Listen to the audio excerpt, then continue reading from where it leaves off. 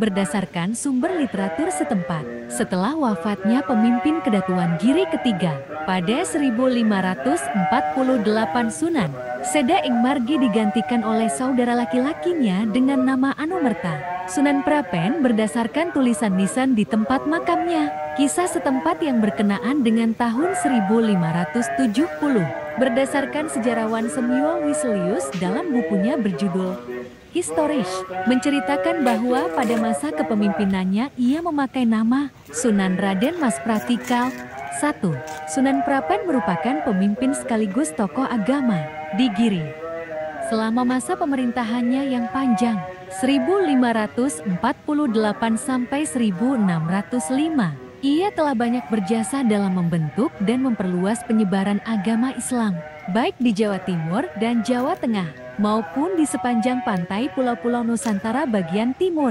Paruh kedua abad ke-16 merupakan masa kejayaan Giri atau Gresik sebagai pusat peradaban pesisir Islam dan pusat ekspansi Jawa di bidang ekonomi dan politik di Indonesia Timur.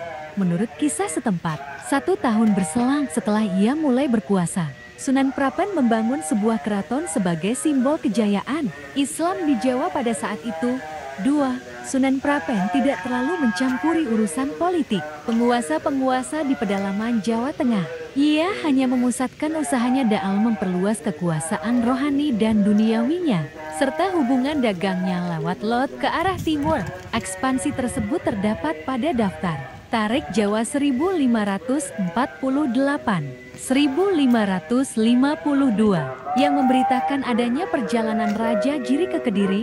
Hikayat Sunan Prapen dianggap sebagai salah satu pemimpin agama terkemuka di Jawa Timur. Penguasa Giri itu banyak menyelamatkan para raja dari bencana dan konflik. Oleh Am. Fazil Pamungkas, 15 Desember tahun 2020. Makam Sunan Prapen di Gresik. Pertengahan abad ke-16, kegaduhan terjadi di wilayah tengah dan timur Pulau Jawa. Wafatnya pemimpin karismatik Demak, Sultan Trenggana, membuat kekosongan kekuasaan terjadi di kerajaan Islam terbesar di Jawa tersebut. Perebutan kekuasaan pun tidak terhindarkan antara Pajang dan Jipang, yang semakin memperkeruh suasana di Jawa kala itu. Akibatnya, banyak negeri vasal yang memutuskan hubungan dengan Demak dan memilih merdeka. Satu di antara negara yang telah sepenuhnya merdeka itu adalah Giri Kedaton di Gresik, Jawa Timur.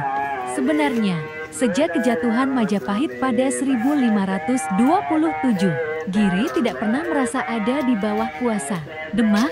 Mereka menganggap diri sebagai negeri merdeka dan bebas. Sebagaimana diuraikan Hari J.